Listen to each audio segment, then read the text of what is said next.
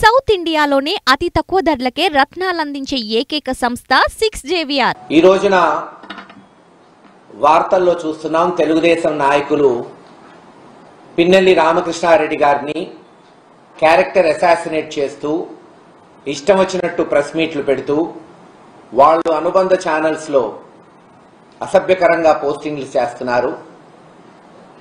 ఒక ఈవీఎం ఘటనని వాళ్ళు చూపెడుతూ పిన్నెల్లి రామకృష్ణారెడ్డి గారిని నిందితుడుగా చేర్చటం ఎంతవరకు సమంజసం? 4 సార్లు మాచర్లలో గెలిచిన వ్యక్తి పిన్నెల్లి రామకృష్ణారెడ్డి గారు. తెలుగుదేశం అధికారంలో ఉన్నప్పుడు, జగన్మోహన్ రెడ్డి గారు ముఖ్యమంత్రిగా ఉన్నప్పుడు కాదు, తెలుగుదేశం చంద్రబాబు నాయుడు గారు అధికారంలో ముఖ్యమంత్రిగా ఉన్నప్పుడు అక్కడ జనబలంతో గెలిచిన వ్యక్తి రామకృష్ణారెడ్డి గారు. ఎటువంటి తప్పులు లేకుండా సక్రమంగా జరిగినప్పుడే ప్రజాబలంతో గెలిచాడు. ఈరోజు ఎందుకు గెలవకుండా ఉంటాడు? ఆలోచించండి. ఈ రోజున ఒక ఈవీఎం వీడియో తీసుకొచ్చి పిన్నెల్లి రామకృష్ణారెడ్డి గారు ఎరగొట్టాడు, ఆయన తప్పు చేశాడు అని ఎత్తు చూపుతున్నారు. సరే, ఆ ఘటన పక్కన పెడదాం.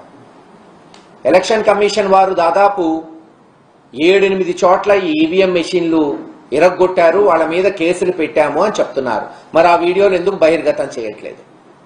ఎందుకు ఒక్క వీడియోనే బయటకు వస్తుంది?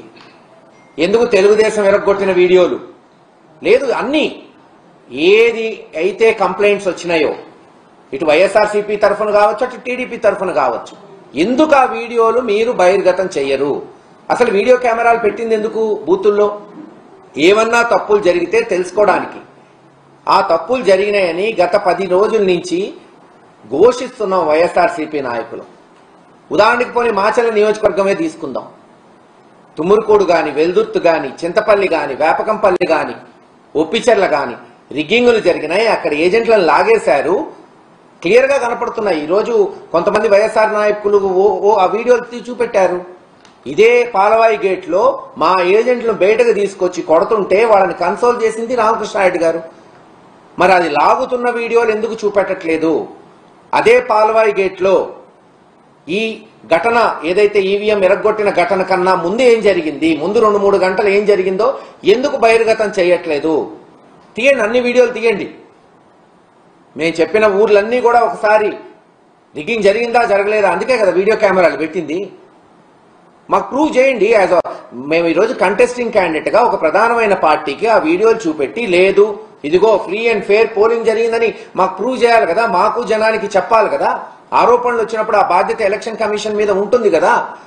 అది కానప్పుడు ఇంక ఈ తతంగమంతా ఎందుకు, ఈ కెమెరాలు ఎందుకు, ఈ పోలీసులు ఎందుకు? రాసుకుంటే పోతుంది కదా బ్రహ్మాండంగా జరిగిందని. ఖచ్చితంగా ఎలక్షన్ కమిషన్ వారు ఆ వీడియోలు బహిర్గతం చేయాలి. ఎక్కడైతే మేము ఆరోపణలు చేస్తున్నామో మేము కూడా చెప్తున్నాం, తెలుగుదేశం ఆరోపణలు చేస్తే తీసుకురండి అవి కూడా.